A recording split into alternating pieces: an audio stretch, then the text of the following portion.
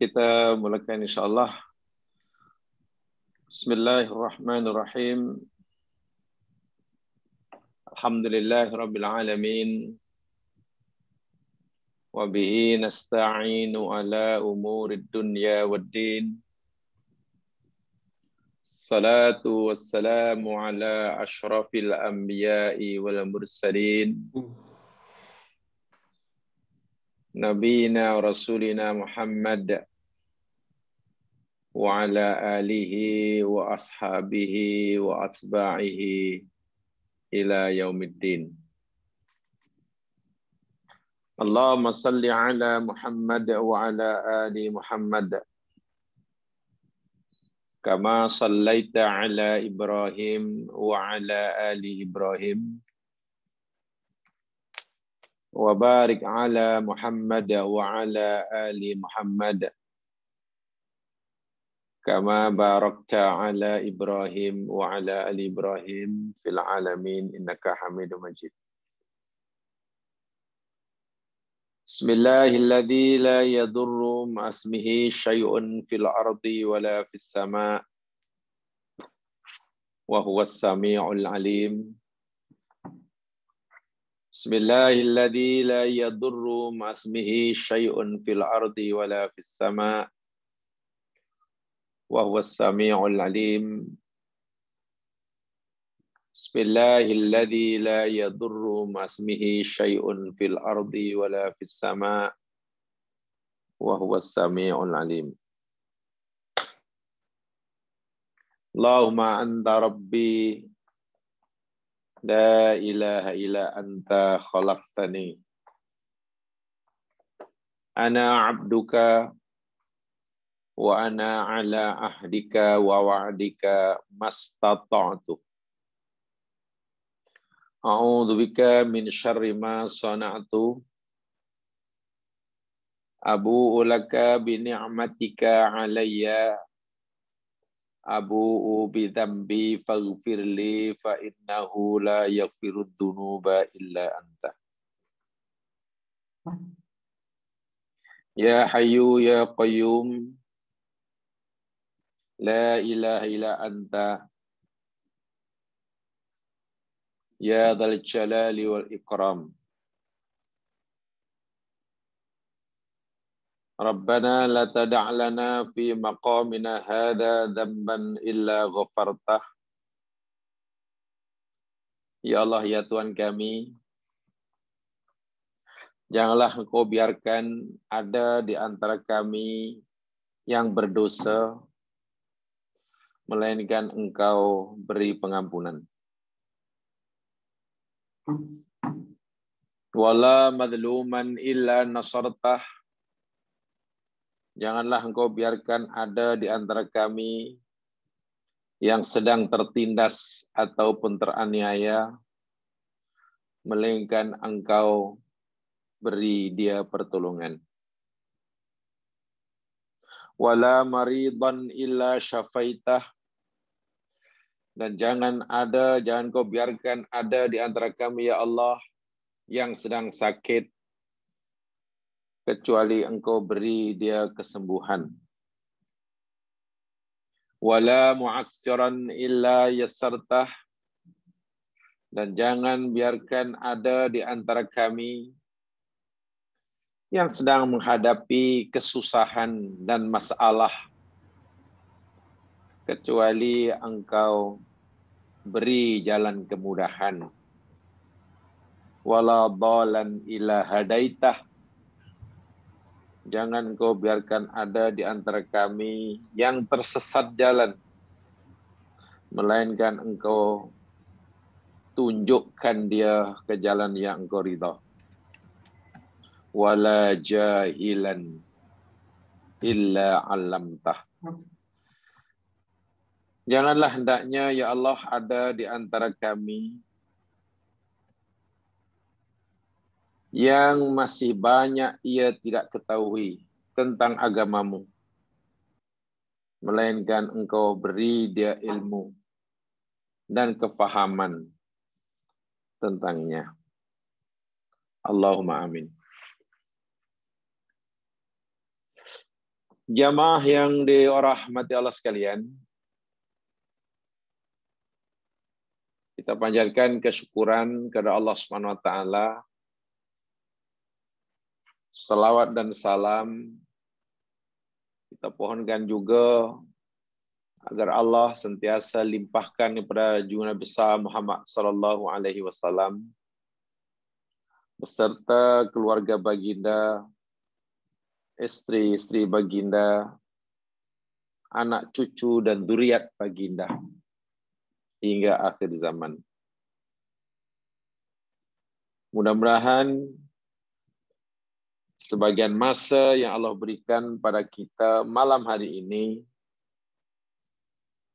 yang kita insyaAllah akan gunakan untuk mengkaji agamanya, memberikan manfaat kepada kita, sekaligus ianya menjadi amal kebaikan yang diterima olehnya dan menjadi bekalan bagi kita bila telah tiba masanya kita menghadap menemuinya. Allahumma amin. InsyaAllah bermula daripada malam hari ini, kita akan bicara sesuatu yang sebenarnya ringan-ringan sahaja, tetapi ia sangat penting, karena terus terang sahaja, saya ingin menyampaikan tajuk ini, ya, bukan karena kita ingin mencari kesalahan orang, subhanallah, bukan Allah jauhkan, tapi sering secara pribadi saya melihat, bahkan di tempat kami, tempat saya tinggal, di surau yang saya berjamaah, banyak orang melakukan kesalahan-kesalahan, sama ada mereka melakukannya dengan sengaja, atau biasa, atau lebih malang, jika kesalahan-kesalahan yang sebenarnya sangat berat ini, mereka lakukan karena kejahilannya. Karena kejahilannya. Kesalahan-kesalahan yang saya masukkan, yakni kesalahan-kesalahan ketika seseorang sedang melakukan ibadah sholat. Karena rupa-rupanya jamaah sekalian, ada beberapa gaya. Ada beberapa gaya yang dilarang di dalam sholat. Yang bila kita melakukannya, sebenarnya ianya merupakan kesalahan yang besar. Jadi insya Allah bermula daripada malam hari ini, kita akan bicara tajuk yang saya telah hantar itu ya mas sekalian, gaya yang dilarang di dalam sholat. Mungkin sudah print masing-masing, kalau ada printer dan itu lebih baik, jadi sebenarnya lebih mudah kita merujuknya dan melihatnya, nah, untuk menyemaknya. Ada beberapa gaya, gerakan-gerakan yang dilakukan oleh seseorang, nah, yang dilarang, ditegah oleh agama, ditegah oleh Nabi, bila ianya kita lakukan semasa kita sedang melaksanakan ibadah sholat. Ini bermakna bukan perbuatan yang biasa, bukan perbuatan yang remeh. Tapi sebagaimana saya katanya minta maaf, ya, bukan saya maksud untuk mencari kesalahan orang. Saya sering melihat, bahkan di tempat saya sendiri, jamaah ini. Itu yang saya katakan, sama ada mereka melakukannya itu sengaja, atau lebih malang sekali kalau mereka melakukannya karena kejahilannya. Karena bila dilakukan karena kejahilannya, Masya Allah, mana mereka akan terus melakukannya tanpa mereka sadari. Nah inilah, disinilah rasanya, pentingnya dan perlunya kita mengaji, perlunya kita mengkaji.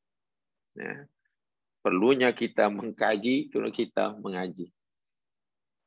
Sebagai pengenalan, kali pertama yang pertama malam ini saya akan bicara begini ya Mas Gilan. Saya coba simpulkan beberapa poin, saya ringkaskan. Pertama, yang kita kena yakin, kena faham betul, bahwa as-salatu hiya ibadatun taufiqiyatun. Itu yang kita kena faham betul. Salat itu merupakan ibadah tauqifiyah. Apa itu ibadah tauqifiyah? Ibadah tauqifiyah yakni ibadah yang 100% cara melaksanakannya telah ditetapkan oleh yang menyuruh kita dengan ibadah itu. Dalam hal ini Allah. Dalam ini Rasulullah. So agama kita yang Allah turunkan kepada Nabi Muhammad SAW untuk dipanjangkan kepada kita, ia bukan hanya perintah solat. Dia bukan hanya kita disuruh melakukan solat. Tapi Nabi juga ditugaskan oleh untuk menjelaskan bagaimana cara. Ini penting nih.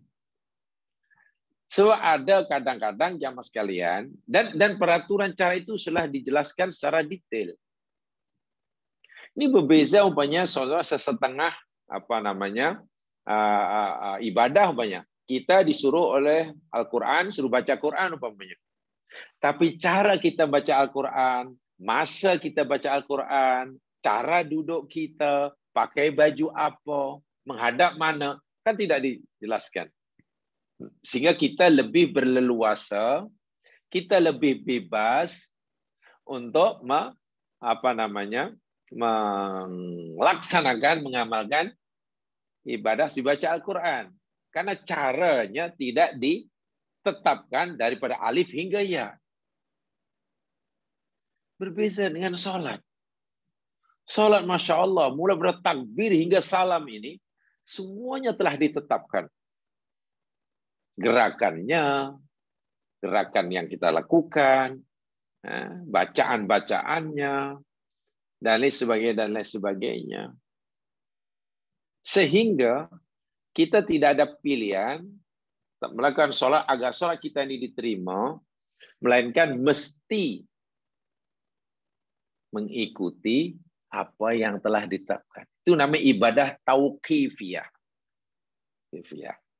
Tauqifiyah, bukan taufik ya, tauqif. Tauqif itu maknanya berhenti, jadi dihentikan apa yang disuruh itu saja. Kalau Allah kata suruh lah, gitulah. Kalau Allah kata biru, biru dah. Kalau Allah suruh 3, 3 lah. Tak boleh 4, tak boleh kurang tak lah. Itu namanya tauqif. Kita betul-betul tidak diberi kebebasan untuk mereka-reka. Ikut suka kita. Oh tidak. Sama sekali tidak. Ini tauqif. Poin yang kedua yang saya sampaikan jemaah sekalian, bahwasanya Rasul Shallallahu Alaihi Wasallam memberitahu kita, ya dalam agama kita tahu bahwa termasuk dosa besar yakni perbuatan mencuri. Oke, termasuk dosa besar yakni perbuatan mencuri. Tapi dari sekian banyak bentuk perbuatan mencuri macam-macam cara dia, sama ada cara konvensional, cara orang dahulu keluar malam, ya. Curi ayam, orang dahulu curi, atau bukan curi ala modern, atau curi ala modern, curi dengan pelbagai bentuknya itu dosa besar. Tapi tahukah kita dalam agama kita, dari sekian banyak jenis dan macam cara mencuri yang paling buruk sekali, mencuri yang paling buruk, semua mencuri adalah buruk. Semua mencuri adalah jahat. Tapi seburuk-buruk mencuri adalah mencuri dalam sholat. Bukan mana sholat sambil mencuri beg sebelah. Bukan begitu. Mencuri dalam sholat. Itu kata Nabi seburuk-buruk mencuri. Saya bacakan hadis Nabi SAW yang dikatakan oleh Imam Ahmad, Imam Tabrani, Imam Ibnu Khuzaimah dalam sahihnya, Imam Hakim dalam Mustadraknya, daripada Abu Qatadah Al-Haris. Abu Qatadah Al-Haris radhiyallahu an. Beliau berkata, Rasulullah Shallallahu alaihi wasallam bersabda. Ini saya sampaikan pengenalannya dahulu ya. Apa sabda Nabi? Aswa'un nasi sariqatan alladhi yasriqu min salatihi. Seburuk-buruk mencuri. Atau seburuk-buruk manusia yang mencuri. Saya katakan, semua mencuri adalah perbuatan yang dosa. Perbuatan jahat. Perbuatan yang buruk. Tapi dari sekian banyak mencuri yang paling buruk, Nabi kata, alladzi yasriqu min salatihi. Orang yang mencuri daripada salatnya. Mencuri daripada salat. Lalu sahabat bertanya, ya Rasulullah, kaifa yasriqu min salati? Ya Rasulullah, macam manalah seseorang mencuri daripada salat itu apa? Macam mana maksudnya? Mungkinkah salat itu dicuri? Atau mungkinkah orang mencuri daripada salatnya? Bukan mencuri sambil salat maksudnya. Sahabat pun bingung memahami. Lalu baginda Nabi menjawab, qala la yutimmu ruku'aha wala sujudaha. Orang yang mencuri daripada salat itu, yakni orang yang tidak menyempurnakan rukuknya, tidak menyempurnakan sujudnya. Nah, tengok. Dia rukuk, tapi rukuknya tidak sempurna. Dia sujud, tapi sujudnya tidak sebagaimana yang dicontoh oleh Nabi. Karena nanti ada gaya sujud yang dilarang. Nah, inilah nanti, ke sana nanti arahnya. Bila seorang sujud dan melakukan gaya gerakan yang dilarang, itu maknanya pencuri yang paling jahat. Kata Nabi. La yuqimu sulbahu fir ruku' was sujud. Ya, artinya sujud, rukuk dan sujudnya tidak sempurna. Tidak sempurna. Tengok dalam hadis ini, Nabi telah menjelaskan kepada kita tentang hakikatus sadiqah, hakikat mencuri. Ini bermakna kita boleh paham bahwa mencuri itu terbagi jadi dua. Tercuri itu ada dua. Satu, nau'un muta'arif alaihi wa nau'un ghairu muta'arif alaihi. Satu, mencuri yang kita sudah kenal melalui hukum hakam. Ya, mencuri barang orang, kemudian hak orang lah. Itu yang kita kenal. Tapi ada satu ini. Pencuri yang paling jahat tapi tidak ramai orang kenal. Yakni nau'un ghairu muta'arif alaihi. Mencuri yang tidak ramai orang mengenalinya. Apa itu? Mencuri daripada salat. Mencuri daripada salat. Baik, kenapa mencuri dalam salat ini lebih dahsyat, lebih buruk ya mas sekalian? Orang mencuri, jenis pertama mencuri harta orang lain, dosa. Dosa. Hukumannya sampai kesalahan kerat tangan dia. Dan bila sudah dipotong tangan, di akhirat tidak lagi dipertanggungjawabkan. Sudah tidak ada lagi balasan di akhirat. Jika pencuri itu telah dipotong tangannya atas arahan Allah. Sudah tidak ada dosa. Jumpa Allah di hadapan mahkamah mahsyar, dia tidak lagi dipertanggungjawabkan atas perbuatan mencurinya. Selesai. Selesai di dunia. Tapi orang yang mencuri dalam sholatnya, nah ini pertanggungjawabannya yakni di akhirat, bukan di dunia. Di dunia tidak ada hukuman. Di dunia tidak ada hukuman. Balasan hukum di akhirat itu lebih dahsyat daripada balasan di dunia. Sedahsyat-dahsyat hukuman Allah di dunia itu masih dahsyat, lebih berat balasan di akhirat. Sebab di dunia saya kata tadi, orang itu hanya kehilangan tangannya jika mencuri sabit kesalahan. Di akhirat tak akan disentuh api neraka karena mencurinya, karena dosa mencuri dah diampunkan. Kalaupun mereka disiksa, pasti bukan karena dosa mencuri. Berbeza dengan dosa mencuri daripada sholat. Asyadduhum kubhan wa a'zamuhum jurman fis sariqah. Mereka adalah pencuri yang paling jahat. Jenayah pencuri yang paling berat. Alladzi yasriku fi salatihi.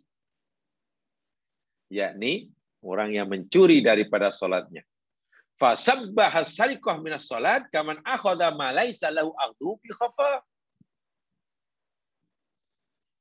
Allah katakan mencuri karena orang itu telah mengambil sesuatu yang bukan haknya. Hak Allah diambil, Masya Allah. Kalau mengambil hak manusia itu pun dosa besar, bagaimana jika mengambil hak Allah? Semua gerakan-gerakan dalam sholat, jamaah sekalian, itu Allah yang menentukannya.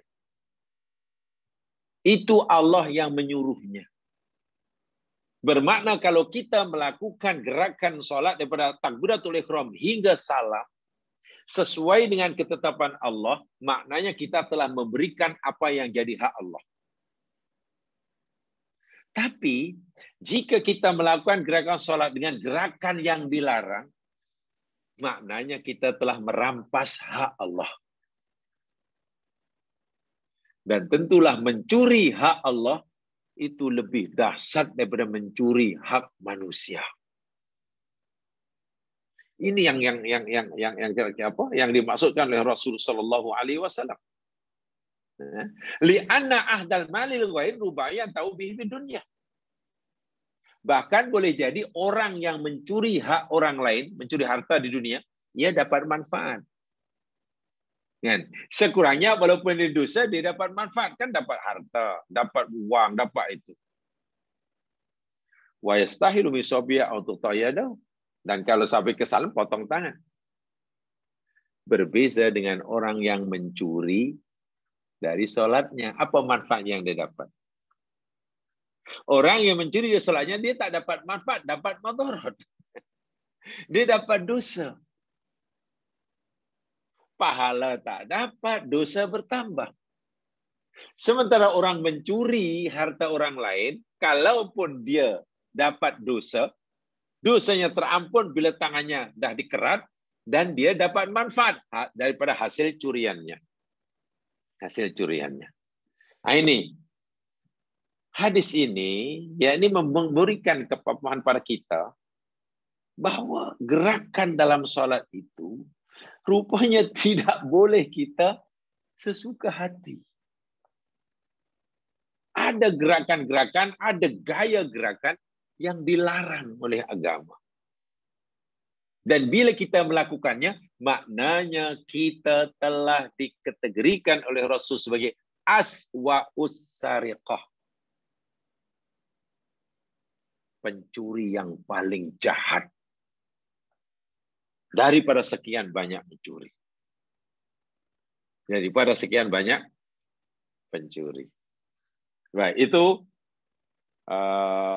mukadimahnya. Kemudian,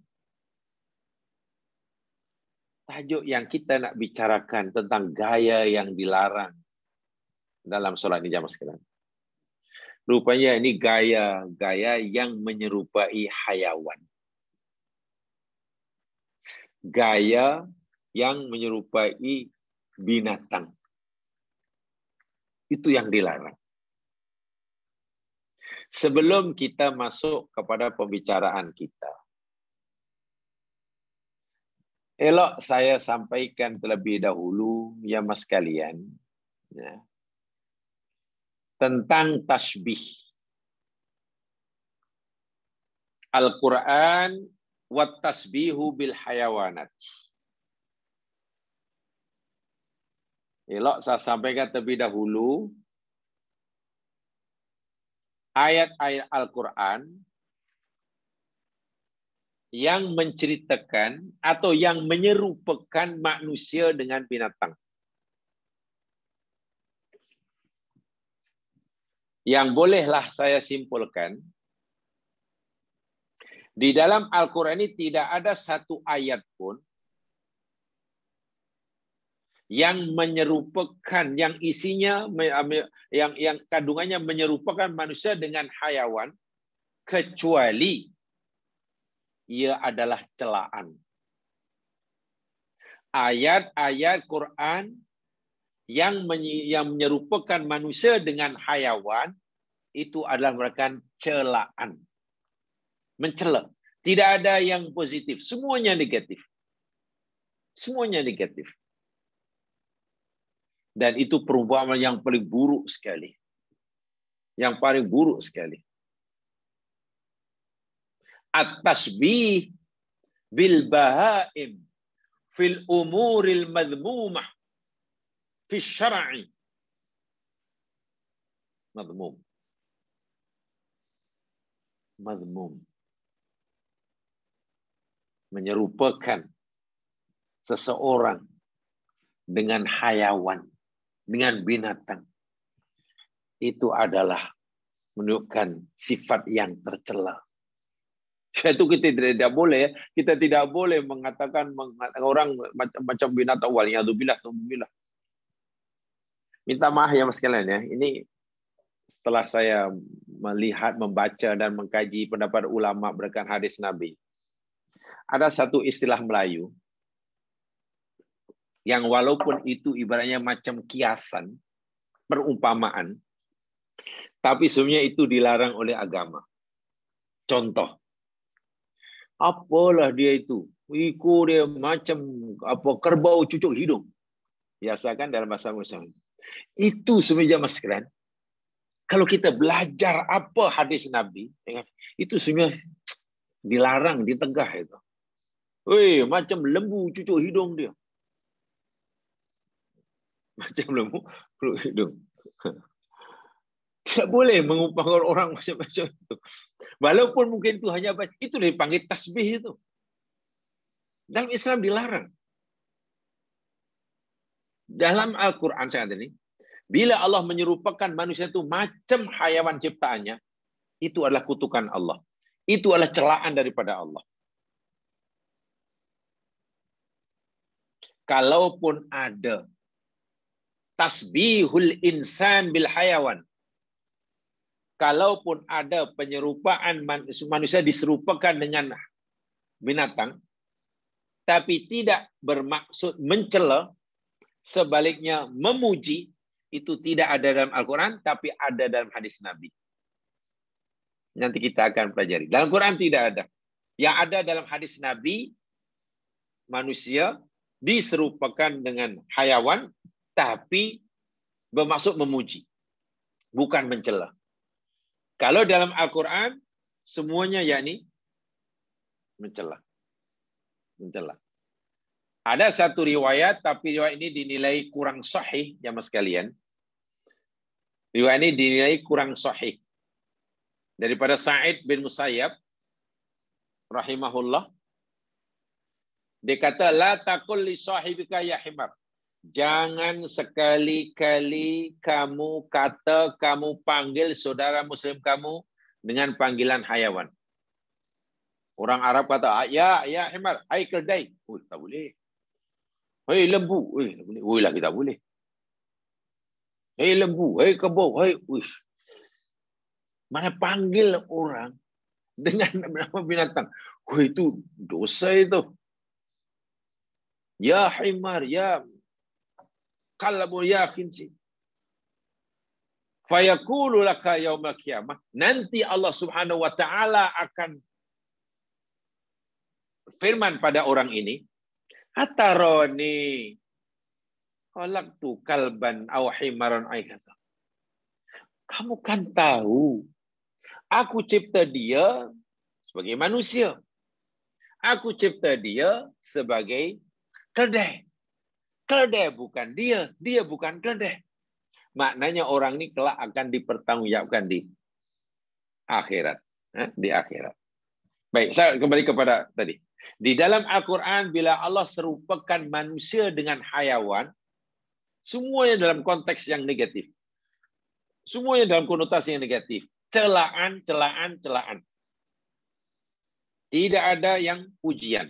Kalaupun ada tasbihul insan bihawan sebagai pujian, itu ada dalam hadis Nabi. Nanti saya tunjukkan hadisnya. Baik, kita lihat, kita selalu jamaskan di dalam Al-Quran. Pertama, Allah mengumpamakan, menyerupakan manusia macam binatang ternak. Itu kutukan yang luar biasa itu. Allah serupakan manusia seperti binatang ternak. Macam lembu. Itu saya kata, macam lembu cucuk hidung. Jangan. Dia itu memanglah dah macam lembu cucuk hidung. Macam kerbau apa? Macam kerbau apa nak? Kerbau takkan kerbau mabuk pula. Apalah itu? Ni macam badak. Mana badak sumbu pula? Saya masih ingat dahulu. Subhanallah, ya Rabb, Allah ampunkan dosanya. Karena orang tu tak suka pada seseorang, dipanggilnya untuk, si dukung tu. Dukung. Allahu Akbar walillahil hamd. Itu dosa itu. Yang pertama ternyata ada 2 ayat dalam Al-Quran. Allah umpamakan manusia tertentu disamakan dengan binatang ternak. Ada 2 ayat. Pertama dalam surah Al-An'am ayat 179. Coba lihat. Ini saya bagi mukadimah dahulu. Betapa buruknya bila seseorang itu diserukan dengan... Sekarang begini maksud saya nanti. Kalau seorang manusia diserupakan dengan binatang, itu pun menunjukkan keburukan manusia itu. Tercela orang itu. Bagaimana jika manusia melakukan perbuatan macam hayawan? Nah, inilah yang kalau baru diserupakan itu pun sudah menunjukkan keburukan orang itu. Bagaimana jika orang itu melakukan gerakan perbuatan macam hayawan? Apalagi dilakukan dalam sholat. Lagilah terkutuk. Itulah mafhumnya nanti. Lihat surah Al-An'am ayat 179.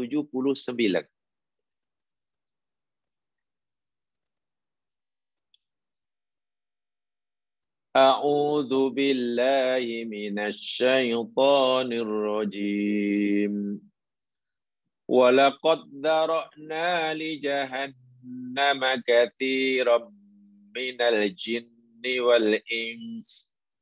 Lahum qulubun la yafqahuna biha wa lahum a'yunun la yubsiruna biha. Walahum adhanun la yubsiruna walahum adhanun la yasma'una biha ulaika kal an'ami bal hum adall ulaika humul ghafilun. Al-An'am 179. Yang maksudnya walaqad dan demi sesungguhnya. Dzara'na kami telah sediakan dan kami akan isi penuh li jahannam bagi neraka jahannam itu katsiran minal jinni. Ramai daripada golongan jin wal insi dan golongan manusia. Allah telah berfirman, neraka jahanam ini oleh Allah disediakan untuk diisi, dipenuhkan dengan ramai golongan jin dan manusia. Siapakah jin dan golongan manusia yang akan menjadi penghuni neraka. Ini kan orang paling celaka ya di neraka. Mereka itu Allah kata lahum qulubul la yafqahuna biha. Mereka mempunyai hati la yafqahuna biha, tapi mereka tidak berfikir dengannya. Hatinya mati. Satu. Walahum a'yunul la yubasiruna biha. Dan mereka punya mata, tapi matanya tidak yubsirun, tidak melihat. Walahum adhanul la yasma'una biha. Mereka punya telinga, la yasma'una biha, tidak mendengar dengannya. Ulaika kal an'am. Tengok. Ulaika orang-orang itu kal an'am. Seperti binatang ternakan. Kaf itu namanya huruf tashbih. Huruf penyerupaan. Jadi Allah serupakan orang-orang ini seperti. Ada persamaan. Bahkan balhum adol. Bahkan mereka lebih sesat. Ulaika humul ghafilun. Orang-orang itu orang-orang yang lalai. Subhanallah. Apakah Allah memuji orang-orang ini? Tidak. Allah cela mereka. Bahkan mereka itulah calon penghuni neraka. Wa'iyadzubillah. Allah serupakan. Penghuni neraka ini di dunia Allah beritahu pada kita. Mereka itu diserupakan oleh Allah seperti binatang ternakan. Maknanya ada persamaan. Persamaannya apa? Jamaah sekalian, di situ ada 3 alat dan ada 3 fungsi dalam ayat itu. Allah menyebut 3 alat dan Allah menyebut 3 sekaligus fungsinya. Pertama alatnya 3 itu yakni 1 kolbun. Kolbun itu alatnya. Kedua ayun, mata. Mata itu alat. Mata itu alat. Yang ketiga, adhanun. Adhan. Adhan itu telinga. Nah, ini bersifat fisikal nih. Kolbun itu bersifat fisikalnya. Yang fisikalnya.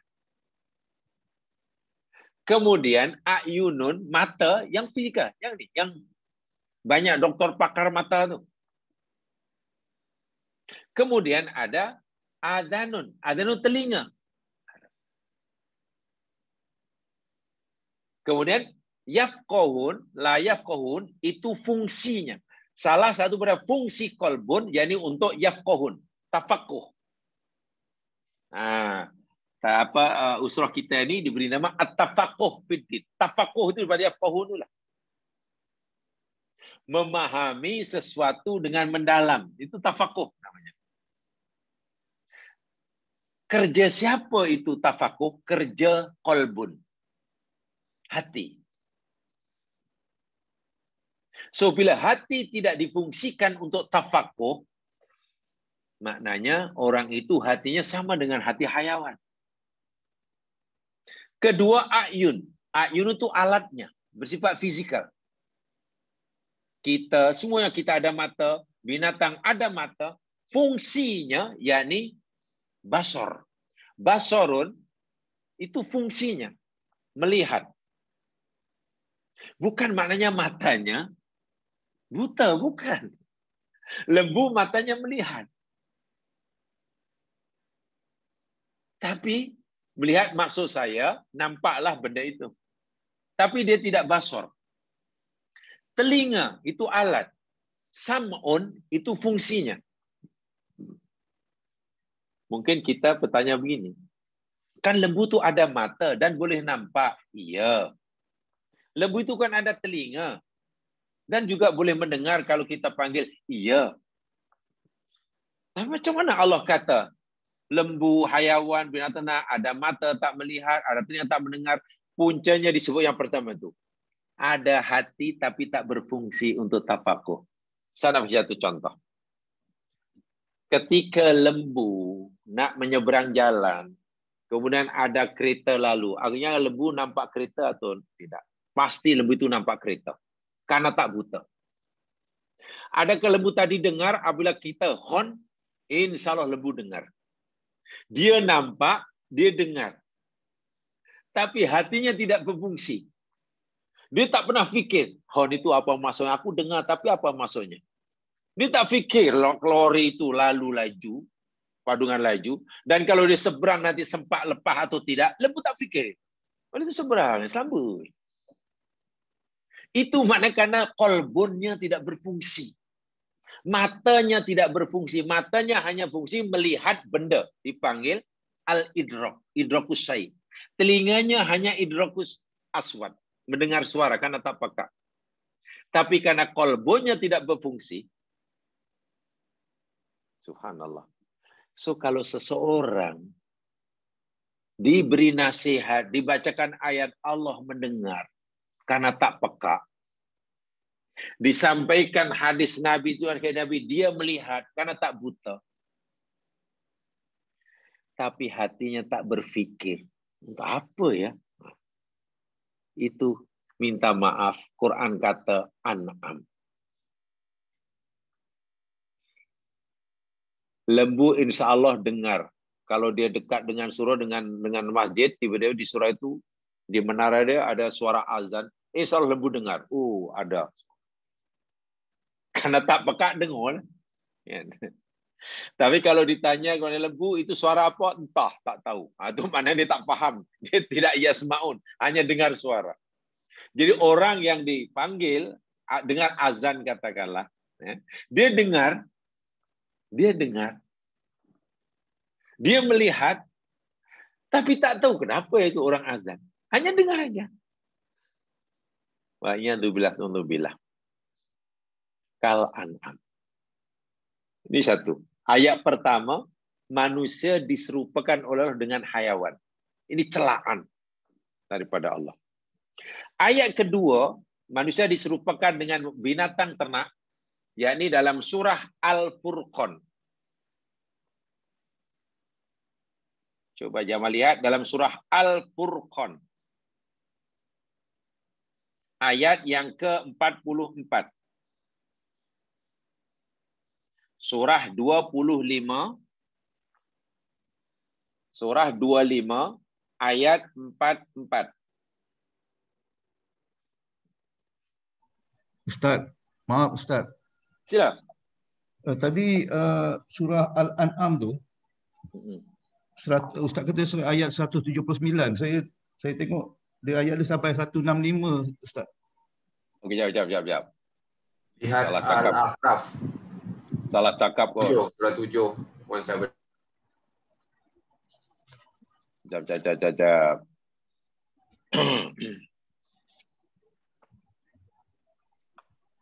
Salah ayat ni.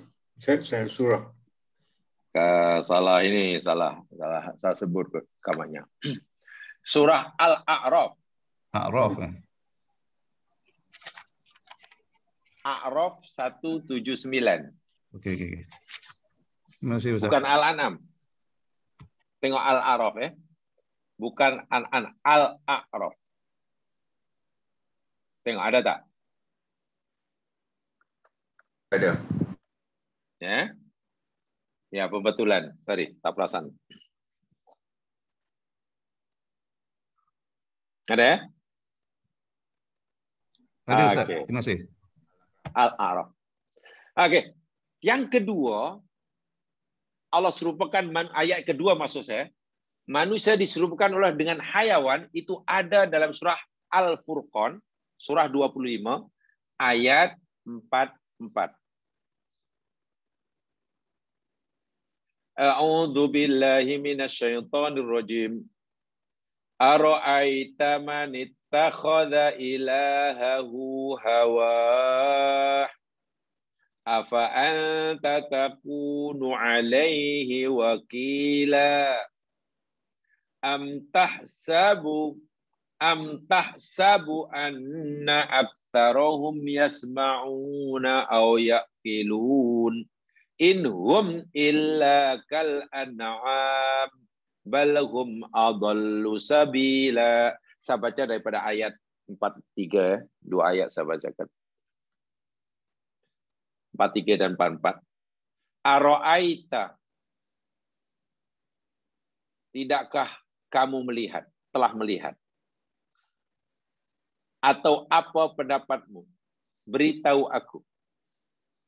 Man, orang yang ittakhadha, menjadikan, ilahahu, Tuhannya, hawahu, hawa nafsunya.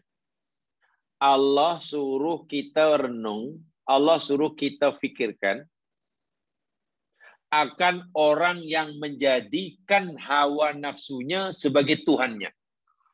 Luar biasa itu. Jadi dia bukan menyembah Allah, tapi menyembah hawa nafsu. Bukan patuh pada perintah Allah, tapi patuh arahan nafsu. Afa anta takunu alaihi wakila?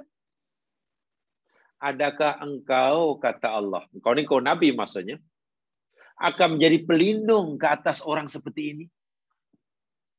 Ayat 43 itu pun Allah dah beritahu pada Nabi Muhammad secara tak langsung, orang ini tidak ada nilainya sama sekali. Buat apa kamu nak membela dia, Muhammad? Siapa orang yang tak ada nilai sama sekali di sisi Allah? Sehingga Nabi tidak sepatutnya menolong dia, melindungi dia, membela dia. Orang yang menjadikan hawa nafsunya sebagai Tuhan. Bertuhankan hawa nafsu.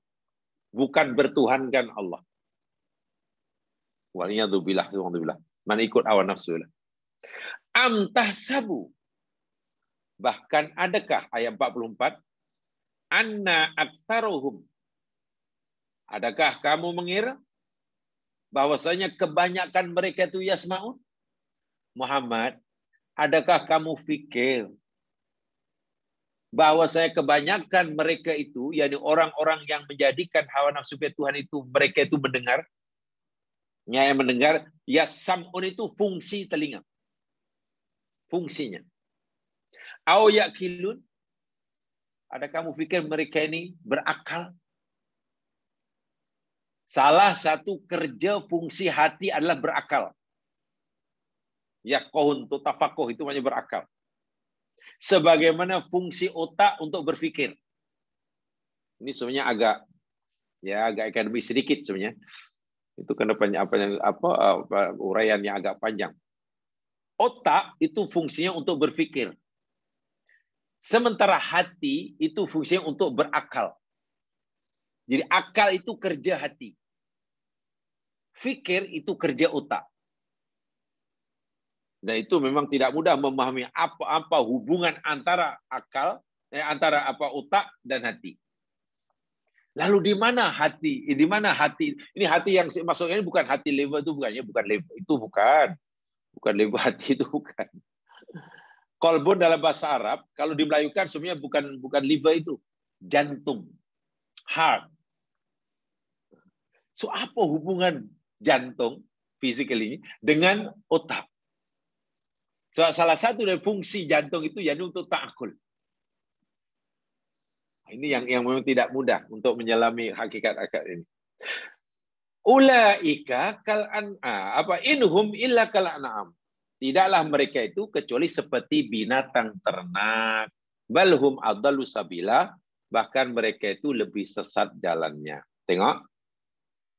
Surah Al-Furqan ayat 43-44 ini Allah samakan orang-orang yang menjadikan hawa nafsu sebagai Tuhan macam Al-An'am. Karena mereka ini punya telinga tak mendengar, punya mata tak melihat, punya hati tidak berakal. Dua ayat dalam Al-Quran, Allah menyamakan manusia tertentu sama seperti Al-An'am. Ini adalah kutukan. Ini celaan. Perangainya seperti Jangankan orang berperangai atau punya sifat macam hayawan, jamaah sekalian. Tak diketuk oleh Allah. Punya gaya gerakan seperti meniru hayawan itu pun dicela dalam agama jika dilakukan dalam solat. Lebih dilakukan dalam solat.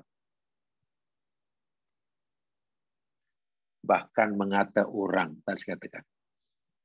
Ada orang cakap, apakah azan ke melakukan nyanyi, lalu suaranya mungkin kita tak sedap lagi. Iya, apalah menyanyi suara macam apa namanya, macam suara keledai aku dengar.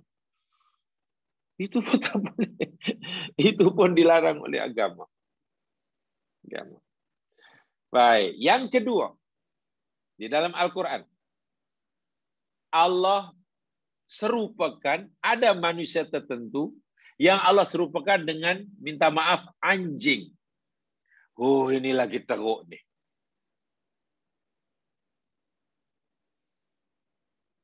Allah serupakan manusia, tertentulah ini manusia itu bukan, diserupakan dengan anjing. Itu hina sungguh nih. Sangat hina. Siapakah manusia yang Allah samakan dengan anjing? Tentu orang yang paling sesat lah nih. Hina dan sesat. Tadi seperti mana binatang ternak. Kita boleh lihat dalam surah Al-A'raf. Al-A'raf. Ayat 175 dan 176.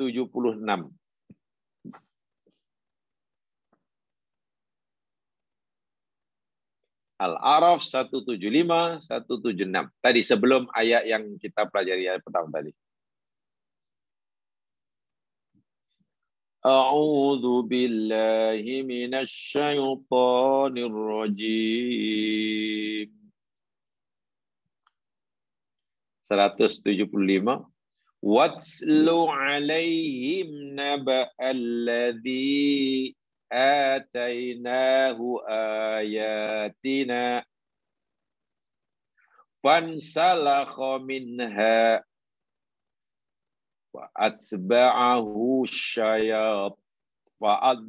syaitan fakana minal ghawin.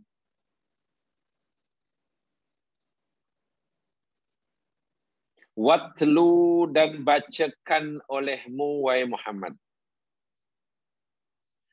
alaihim, ke atas mereka. Mereka ini yakni khasnya orang-orang ahli kitab, khasnya. Muhammad ceritakan kepada ahli kitab, Yahudi lebih khusus lagi, umumnya kepada orang kafir, tapi di sini itu pada ahli kitab ya. Kisah Naba'a, perkabaran. Kisah tentang siapa? Naba'al ladzi atainahu ayatina. Perkabaran tentang orang yang kami berikan kepadanya ayat-ayat kami. Ringkas kata, orang yang alim. Faham ayat Allah. Ayat Allah di sini maksudnya kitab Taurat. Pada zaman dahulu, di kalangan Bani Israel, pengikut Nabi Musa, ada seorang yang sangat alim, kuat ibadah, paling mengerti tentang kandungan Taurat. Bukan sebarang orang nih. Alim kitab Taurat. Itu yang Allah kata, orang ini orang yang kami berikan kepadanya ayat-ayat kami. Malangnya, fansalakha minha. Lalu dia menanggalkan dirinya daripada ayat itu. Insalakha minha, tertanggal. Ya, mungkin ayat-ayat yang ada dalam dirinya itu tidak melekat dalam hatinya. Dia hanya menutupi dirinya dari segi luaran. Sehingga mudah tertanggal. Insalakha itu sebenarnya makna yang kalimat perkataannya saintifik itu ya, tidak mudah diterjemahkan. Dalam surah Yasin ada itu, wa ayatul lahumul lailu naslahu minhun nahar. Naslahu, salakha. Salaho itu mana menanggalkan sesuatu yang nipis daripada sesuatu. Ada kereta baru, keluaran terbaru, ya mungkin F1, yang nak digunakan untuk lomba tahun ini. Ferrari melakukan model baru.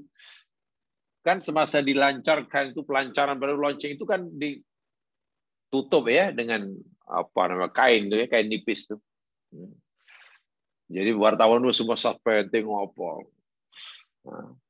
Setelah dilancar dia sebenarnya baru dibuka.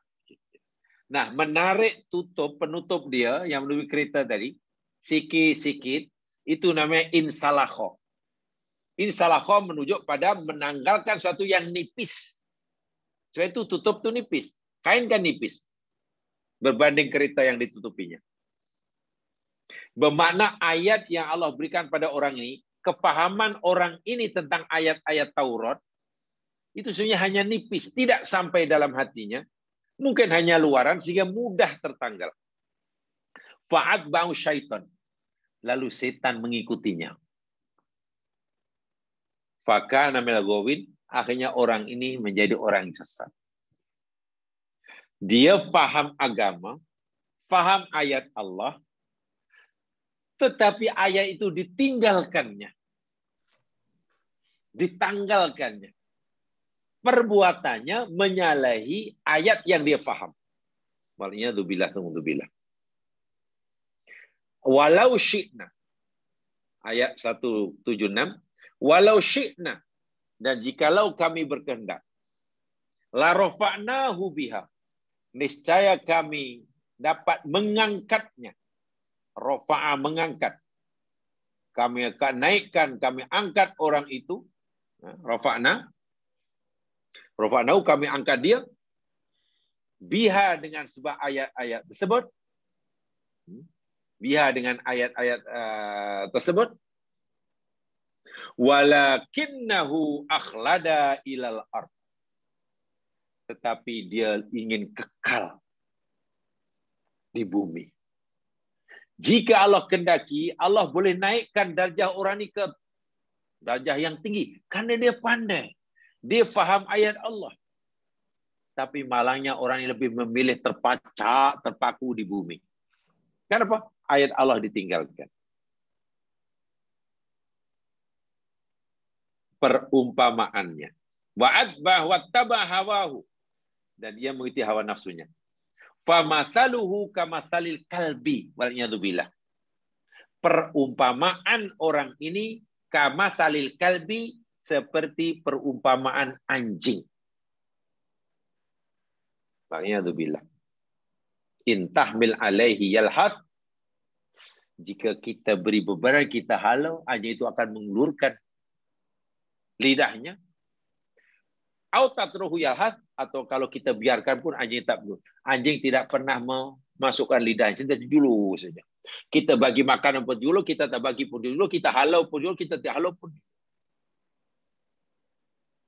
Dalika mathalul ladzina kadzabu ayatina, itulah perumpamaan orang-orang yang mendustakan ayat kami. Faqsusil qasasa la'allahum yatafakkarun. Ceritakan kisah ini supaya mereka berpikir. Kesimpulan ayat ini begini jamaah sekalian. Dahulu pada zaman Nabi Musa, orang Yahudi, salah seorang kaum Nabi Musa, seorang pada kaumnya ini sangat alim tentang Taurat. Paham sungguh, alim sungguh. Abid. Dipercayai nama dia Bal'am bin Ba'ura. Bal'am bin Ba'ura namanya. Alim sungguh.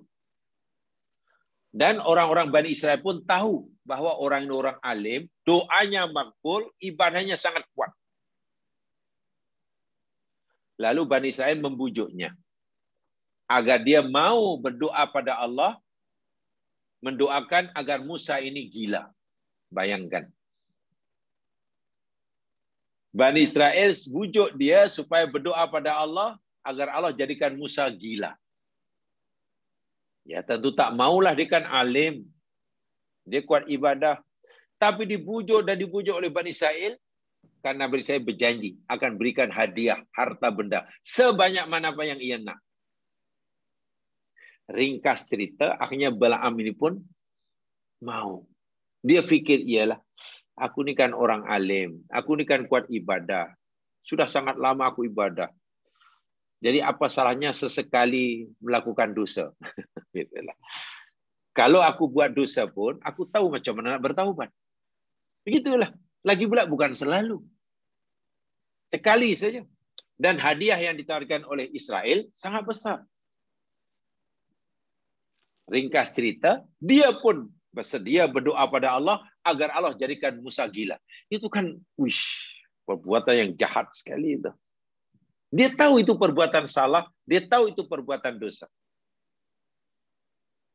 Ketika ia hendak berdoa pada Allah agar Musa dijadikan gila itulah, malakul maut datang menjemputnya. Ketika lidahnya sedang berjulur, dia mati. Orang ini Allah umpamakan macam anjing. Apa persamaannya? Orang yang menjual agama, orang yang menjual ayat Allah, yang halal diharamkan, yang haram dihalalkan karena habuan dunia, karena kepentingan dunia, yang tak ada diadakan, yang ada ditiadakan, karena inginkan kehidupan dunia. Wa'iyadzubillah, Allah samakan orang ini macam anjing. Hina sungguh. Sangat hina jamaah seorang yang menjual belikan agama ini. Haram-haram lah. Mana boleh haram jadi halal hanya karena kita ada kepentingan. Haram tetap haram. Walaupun dengan keberanian kita mengatakan yang haram tak haram, mungkin kita akan kehilangan kepentingan duniawi, tak jadi masalah. Jangan hanya karena takut akan kehilangan sekian-sekian atau tak dapat sekian-sekian sehingga kita mengatakan berfatwa yang haram kita fatwakan halal. Itu bahaya sekali. Itu kalau tanya Al-Quran, ya Allah, ini macam mana ya Allah? Ini manusia ke bukan? Kalau kita tanya Al-A'raf, Allah jawab, dia bukan manusia. Dia kalbun.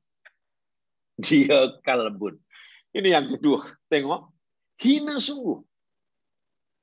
Bila manusia ini Allah umpamakan seperti binatang, sangat-sangat hina. Tempatnya di neraka. Itu yang kedua. Yang ketiga, ada manusia yang Allah umpamakan macam himar, keldai. Macam keldai.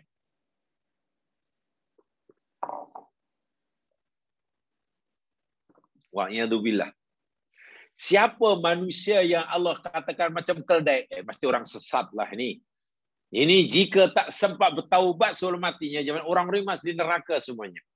Yang disamakan seperti mana binatang ternak di neraka tempatnya bila tak sempat bertaubat. Yang Allah samakan dengan anjing masuk neraka jika tak sebab bertaubat sebelum matinya. Yang disamakan dengan keldai pun akan menjadi penghuni neraka jika tak sebab taubat. Siapa yang Allah samakan dengan keldai? Lihat surah Al-Jumu'ah. Surah Al-Jumu'ah. Hari Jum'ah lah. Surah Al-Jumu'ah, surah Surah Jum'ah, surah yang ke-62. Surah 62 ayat 5. Ayat 5.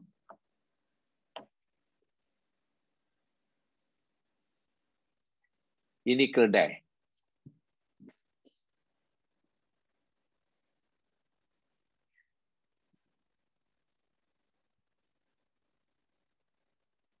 (62) ayat 5.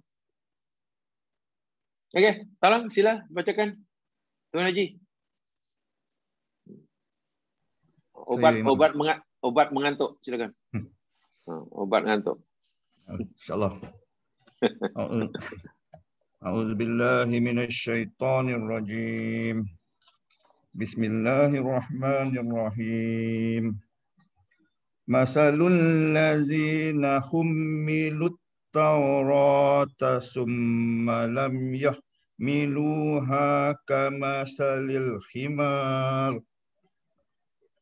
yahmilu asfara bi'sa masalul qaumil ladzina kazzabu bi ayatillah wallahu la yahdil qaumadh dhalimin.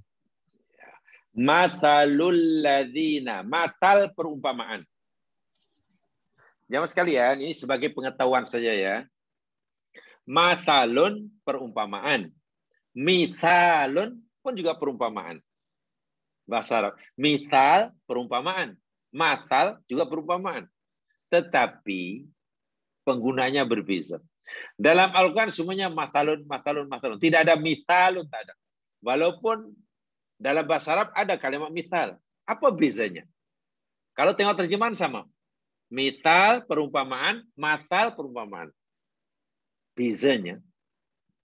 Kalau matal itu perumpamaan perkara-perkara yang serius. Perkara-perkara yang penting, perkara yang besar. Itu matal. Kalau mithal itu perumpamaan yang ya biasa aja lah. Mithalan lah umpamanya, itu lah. Mithal umpamanya awak umpamanya ada benda ini. Nah, itu kan benda biasa, mithal. Jangan matal. Mithal itu hanya untuk perumpamaan yang ya yang biasa-biasa aja lah. Misalnya saya katalah, contohnya kita cakap, katalah mithalan, saya jadi orang kaya. Itu kan benda remeh saja. Kalau mathal itu perumpamaan yang perkara-perkara yang serius, yang besar. Karena Allah ini tak pernah membuat perumpamaan kecuali dalam perkara-perkara yang dahsyat, maka Allah tak pernah gunakan mithalun, sebenarnya gunakan mathalun. Wow ya itu. Ya contohnya ini. Mathalul ladzina, perumpamaan orang-orang yang hummilut taurata, yang mereka diberi bebanan untuk memikul Taurat. Contohnya Yahudi. Tsumma lam yahmiluha. Kemudian mereka tidak mau memikulnya, menanggung mana tidak beramal dengannya.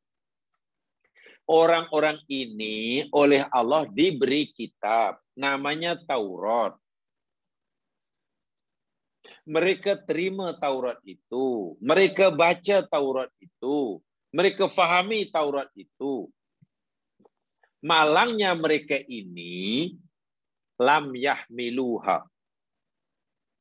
Tidak beramal dengan Taurat. Orang seperti ini kamathalil himari. Waliyadzubillah.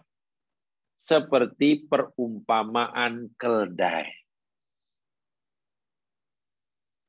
Himar, keldai. Yahmilu asfara. Yang memikul, yang mengangkut, yang membawa kitab-kitab yang tebal. Ya Mas kan, keldai disuruh membawa kitab suci. Diletak di belakangnya kitab-kitab suci, firman Allah. Dengan keldai yang disuruh membawa sampah, bagi keldai serupa je. Yang belakang tu kitab suci ke, sampah ke, emas berlian ke, ubi kayu, keldai tak rasa apa-apa. Baginya serupa je. Kitab suci ke, emas ke, berlian ke, ubi kayu ke, singkong, sampah. Maknanya orang-orang yang Allah beri kitab, dalam hal ini Yahudi, baca Taurat, tapi amalnya tidak selari dengan Taurat. Yang dibaca dalam Taurat tidak diamalkan. Quran kata itulah keldai. Dalam tafsir, ayat ini bukan hanya ditujukan pada Yahudi saja. Kalau orang Kristen, dapat Nabi Isa, diberi Injil, umat Nabi Muhammad, Quran lah. So ini adalah Allahu Akbar walillahilham. Kita semuanya menerima Al-Quran, yakin, alhamdulillah. Semua kita adalah mengkaji Al-Quran. Alhamdulillah. Semua kita percaya Al-Quran. Alhamdulillah. Itu mana kita hummilul Quran. Kita ini orang-orang yang hummilul Quran. Seperti Yahudi hummilut Taurat. Seperti Nasrani hummilul Injil. Kalau kita hanya terima Al-Quran, yakin Al-Quran, pelajari Al-Quran, tetapi isi kandungannya kita tidak amal, wa'iyadzubillah, tumadzubillah. Kata Allah dalam surah Al-Jumu'ah ayat 5 ini, orang-orang seperti ini keldai. Ada Quran, kata ada Quran sama aja. Percaya Quran, percaya Quran karena mukmin. B tak percaya Quran karena dia orang kafir. Tapi perangnya sama. Coba, lalu apa bezanya antara yang baca Quran dengan yang tak baca Quran? Apa beza orang A yang percaya Quran dengan B yang tak percaya Al-Quran jika perangainya sama? Wa'iyadzubillah, tumadzubillah. Jika cara bekerjanya sama. Bila cara bertransaksi dengan orang lain sama. Bila diberi kuasa sama, apa bezanya? Sepatutnya kalau orang diberi Al-Quran, percaya Quran, gaya hidup dia, cara berfikirnya, tingkah lakunya, pandangan hidupnya, ya mesti berbezalah dengan orang yang tak percaya Quran. Bila sama saja, Quran kata itu keldai. Suruh angkut, suruh bawa emas berlian ke, atau suruh angkut sampah, bagi keldai serupa ya. Siapa tak tahu yang di belakang tu berharga atau tidak. Tak ada kan keldai kalau suruh bawa intan berlian lalu kemudian hati-hati perlahan, takut jatuh. Tak ada. Lalu kalau suruh bawa sampah, kalau melompat-lompat, tak ada namanya keldai.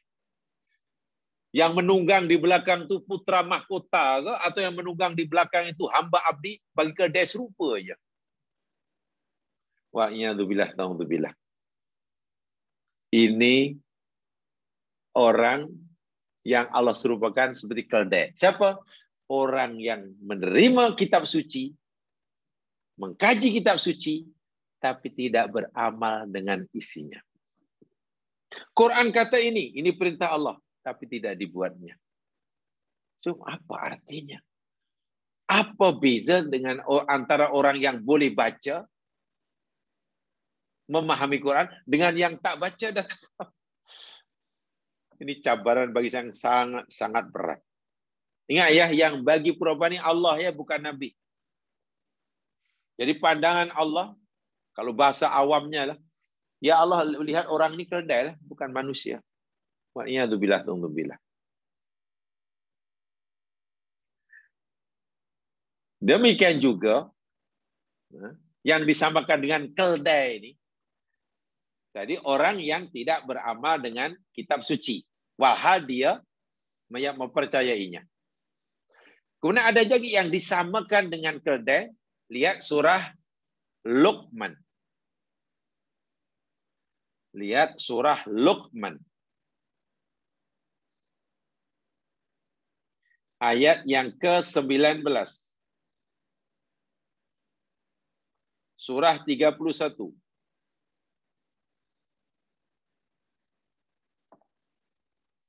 Surah 31 ayat 19.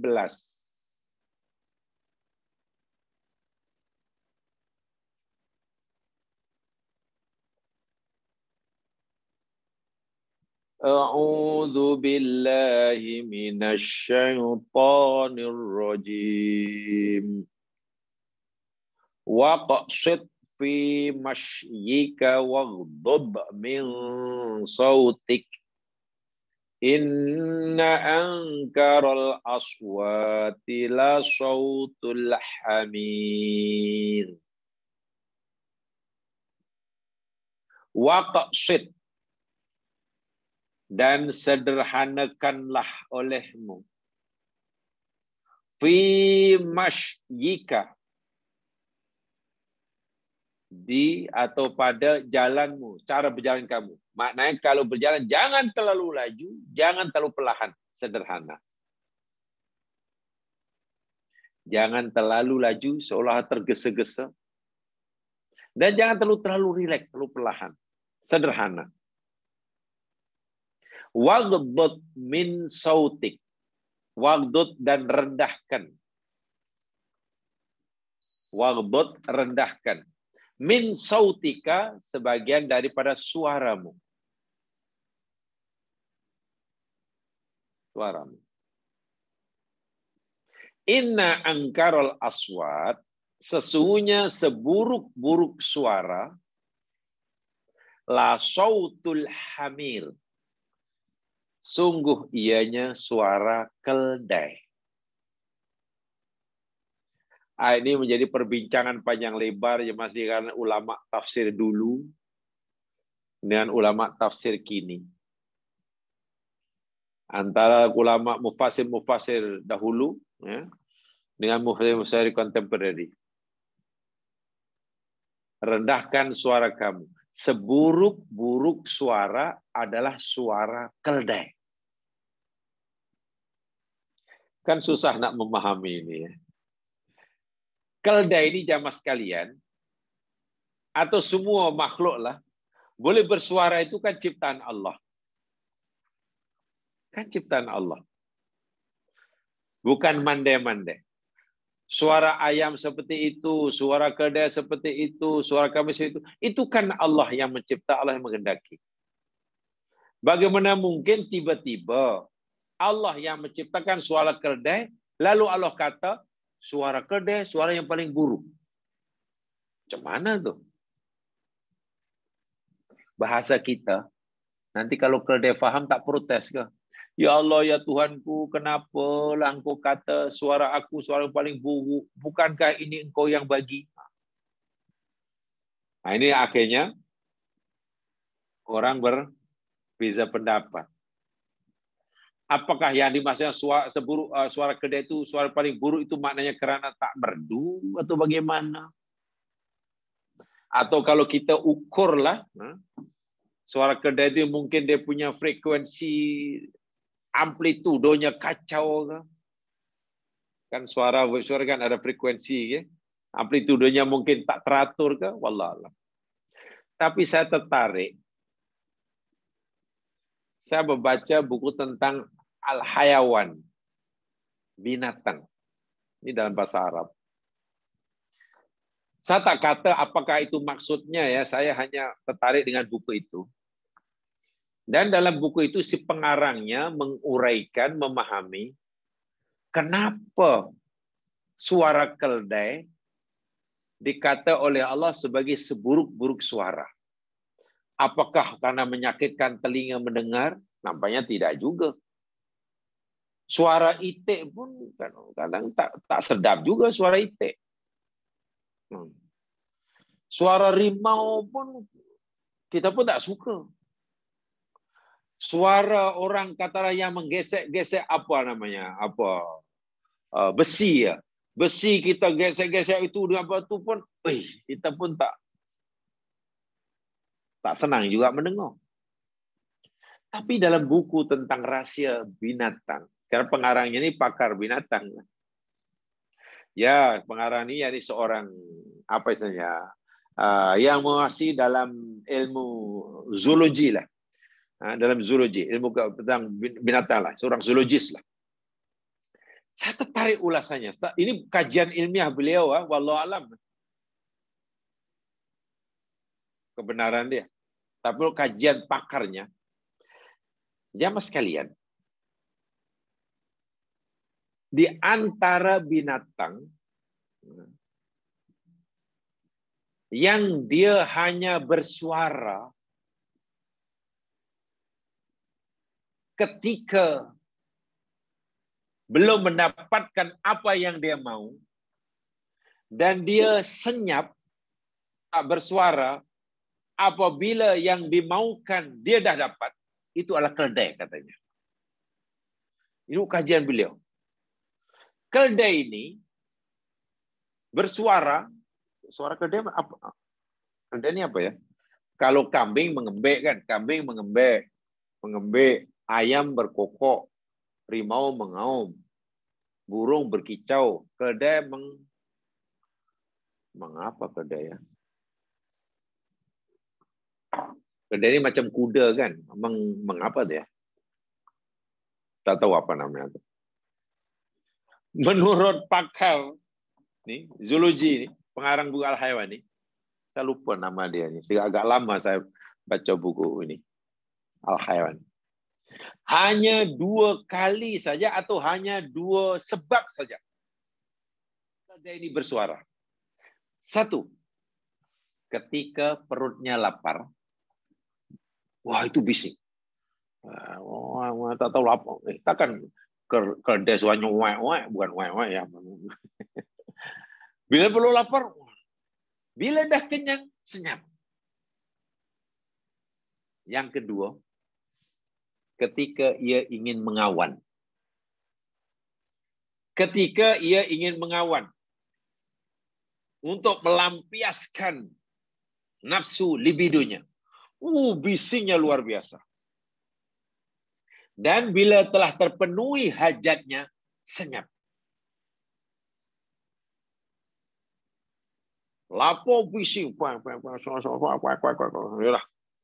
Bila kenyang, senyap. Saya jadi terfikir, kata pengarang ini, jangan-jangan yang dimaksudkan oleh Allah seburuk-buruk suara, yakni suara keledai itu, bila manusia hanya bersuara lantang, apabila kepentingannya belum dapat. Bila belum dapat, bisingnya semua. Bila dah dapat, senyap.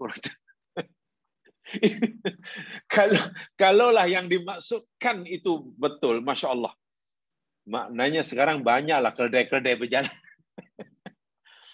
Banyaklah keledai-keledai pakai necktie kalau begitu. Sebelum dapat, ya Allah cakapnya. Ini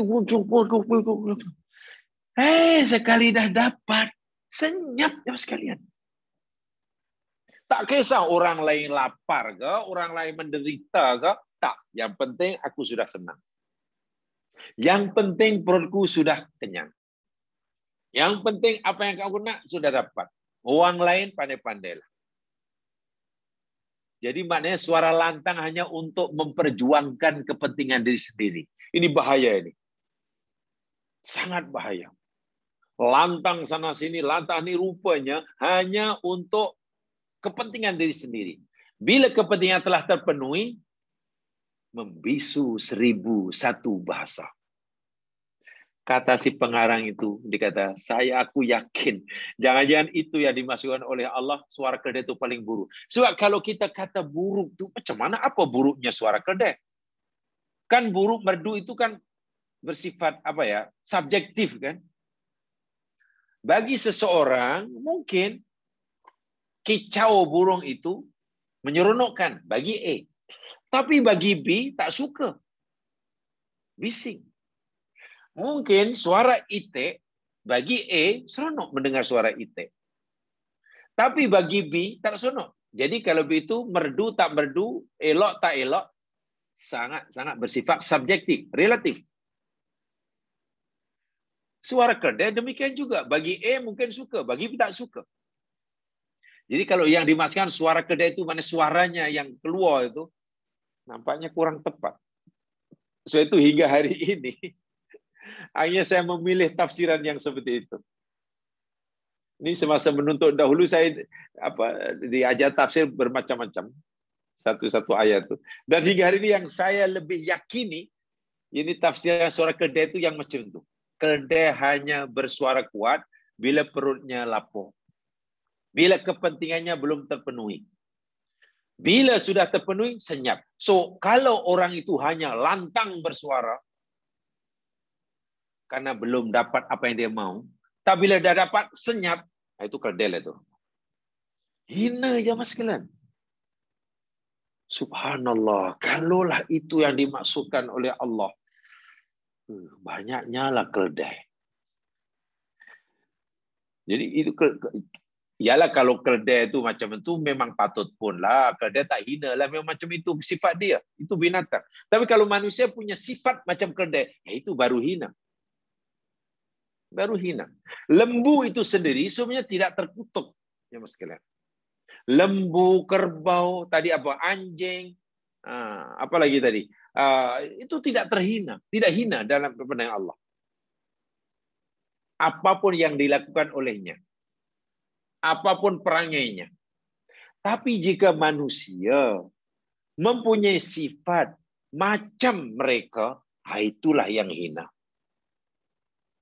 Sama ada sifat mereka itu menyerupai al-an'am, binatang ternakan, atau sifat manusia itu menyerupai anjing, atau sifat manusia itu menyerupai keledai. Dalam Al-Quran, inilah binatang-binatang yang Allah jadikan perumpamaan bagi manusia yang buruk sekali. Yang disamakan dengan binatang ternak, ibaratnya ada mata tak mau melihat, tidak berfungsi lah, gitulah. Ada telinga, ada hati, ada tak berfungsi. Yang disama dengan anjing, orang yang menjual belikan ayat-ayat Allah. Oh, itu bahaya sungguh. Sangat-sangat bahaya menjual belikan ayat-ayat Allah. Bila ada kepentingan, ini ayatnya. Bila kini, itu bahaya. Jadi pemahaman terhadap ayat ini boleh bertukar-tukar. Sekejap pemahaman kepada ayat seperti ini. Sekejap gitu. Bergantung apa yang diperlukan saat itu. Ini waliyadzubillah. Dan yang seperti keledai tadi. Itu yang saya katakan tadi. Bila Allah menyerupakan manusia dengan hayawan, itu menunjukkan keburukannya, kesesatannya, celaan Allah. Tidak ada yang baik. Kalaupun ada perumpamaan manusia diumpamakan dengan hayawan, binatang hayawan, bukan sebagai celaan, tapi sebagai pujian, itu ada dalam hadis, bukan dalam Al-Quran. Bukan dalam Al-Quran. Contoh, di dalam hadis yang dirawikan oleh Imam Ahmad. Imam Ahmad dalam kitab Musnadnya, daripada Abdullah bin Amr. Abdullah bin Amr bin As. Nabi sallallahu alaihi wasallam bersabda. Nabi SAW bersabda, "Walladzi nafsu Muhammadin biyadi." Demi zat yang Muhammad berada, yang jiwaku berada di gegap pada genggamannya. Nabi bersumpah dengan Allah. Nabi bersumpah dengan nama Allah. Demi zat yang jiwa Muhammad berada pada genggaman tangannya. Inna mathalal mu'min. Ini. Sesungguhnya perumpamaan orang mukmin yang sebenar. Tadi orang-orang yang sesat. Perumpamaan yang Quran sebut tadi semua orang sesat, orang rugi. Nabi mengumpamakan orang mukmin. Perumpamaan orang mukmin yang sebenar mukmin ialah laka mathalin nahlah. Perumpamaannya seperti mana nahlah. Nahlah itu maknanya lebah. Nahlatun itu lebah. Kalau nakhlah itu kurma. Nakhlun pakai kha, kurma. Nahlah pakai ha, lebah. Nah, itu kalau yang satu hari baca Quran kena makhraj kena betul itu di situ lah. Surah An-Nahli itu kan surah lebah. Kalau surah Nakhli, nah, itu surah kurma. Kan jauh antara kurma. Di Madinah kan ada funduk nakhil tuh. Di Madinah kan ada funduk nakhil daripada dekat Masjid Nabawi. Funduk nakhil, funduk itu hotel, nakhil itu kurma. Jadi awak menginap di mana? Oh, saya tinggal duduk di pondok kurma ya. Tapi mahal. Pondok kurma pun mahal. Pondok kurma bahasa funduk nakhil. Funduk itu hotel. Bukan bahasa Melayu pondok itulah. Perumpamaan orang mukmin yang sebenar yang baik itu seperti mana lebah. Akalat thayyiban. Lebah itu bila makan, ia hanya makan benda-benda yang elok saja. Yang dimakan hanya nektar kan, bunga. Nektar bunga tuh. Tak ada lebah makan bangkai, tak ada. Kita tak pernah lihat lebah itu makan bangkai kata, tak ada. Saya yakin tidak ada. Kalau ada, mana lebah murtad lah. Itu lebah murtad. Yang dimakan, yang masuk dalam tubuhnya baik. Wa wada'at thayyiban. Dan dia mengeluarkan yang baik. Lebah. Apa dia? Madu. Yang masuk benda baik, yang keluar pun benda baik. Wa waqa'at falam taksir walam tusid. Dan lebah ini hinggap di mana saja. Mana saya bunga yang dihisap oleh lebah nektarnya, debunganya, bunga tidak rusak. Lebah ini hinggap di bunga manapun tidak pandai buat rusak. Sebab itu Nabi katakan orang mukmin yang baik itu orang mukmin yang mencontohi lebah. Dia hanya makan yang masuk dalam tubuhnya benda yang baik, keluar dari tubuhnya pun ucapannya, pandangannya, idea dia pun benda yang baik, dan tinggal di mana saja tak reti buat rusak. Ini hanya ada hadis. Yakni manusia diumpamakan dengan hayawan tapi bermakna pujian. Orang mukmin disamakan dengan lebah. Dan dalam hadis yang lain Nabi umpamakan orang yang tawakal dengan burung. Disamakan dengan burung. Dalam hadis Umar bin Khattab, Nabi bersabda, "Lau annakum yatawakkaluna 'ala Allah haqqa tawakkulihi." Kalaulah kamu benar-benar bertawakal kepada Allah dengan sebenar-benar tawakal, la razaqakum, pasti Allah akan bagi kamu rezeki kama yurzaqut thair, sebagaimana burung diberi rezeki oleh Allah. Tagdu khamasa wa taruhu batanan. Burung itu keluar pagi-pagi dalam keadaan perut kosong, wa taruhu batanan, dan balik ke sarangnya petang hari perut kenyang. Nabi nyatakan, kalau kamu betul-betul tawakal pada Allah, Allah akan bagi kamu rezeki sebagaimana burung diberi rezeki oleh Allah. Keluar pagi dalam keadaan lapar, balik perut kenyang. Jadi contoh tawakal itu kata Nabi, yang patut kita contohi burung itulah. Burung itu tawakalnya kuat.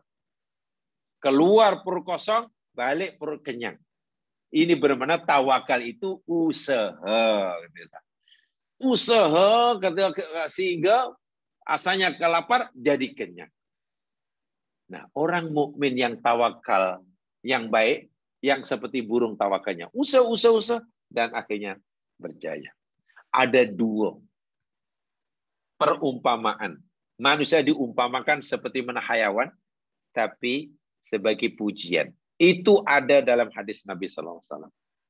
Kalau dalam Al-Quran, semua tasbih manusia terhadap hayawan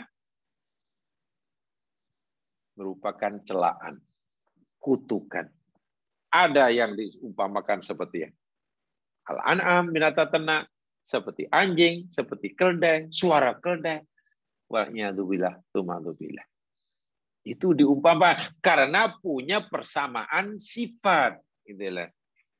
Allah samakan itu sama dari segi sifat dan perangainya. Nah, nanti dalam pembicaraan kata tajuk kita ini jamaah sekalian, orang melakukan perbuatan, tindakan, gaya gerakan yang gayanya seperti mana gaya binatang. Dilakukan masa sholat, oh itu terkutuk. Jadi ada beberapa gaya yang dilakukan oleh orang yang sedang sembahyang yang dilarang keras oleh agama.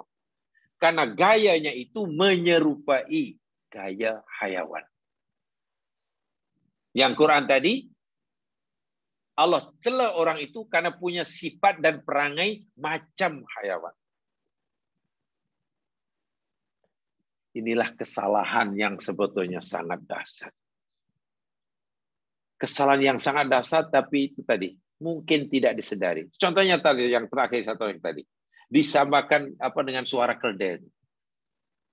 Jadi kalau orang hanya bersuara lantang, seakan-akan pejuang, hanya karena belum mendapatkan apa yang diinginkan.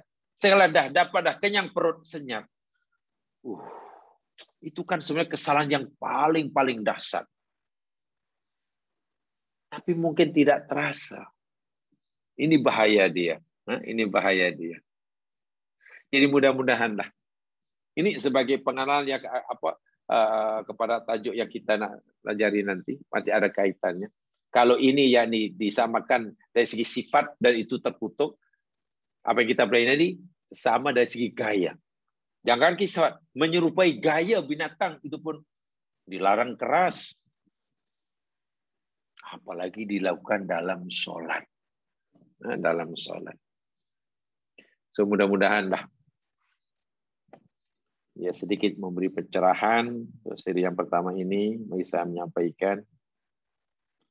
Alhamdulillah kita berkongsi bersama yang benar pada Allah jua, yang silap kelemahan diri sendiri. Mudah-mudahan kita dimudahkan oleh Allah Subhanahu wa taala untuk tafakuh fiddin. Tafakuh itu mendalami, memahami secara mendalam. Dan itu yang patut kita fungsikan, yakni hati. Bukan mata, bukan telinga sebetulnya. Mata, telinga sebagai alat, sebagai sarana. Jadi supaya hati ini hidup, maka kita fungsikan dengan sebaik-baiknya. So itu saja yang saya sampaikan.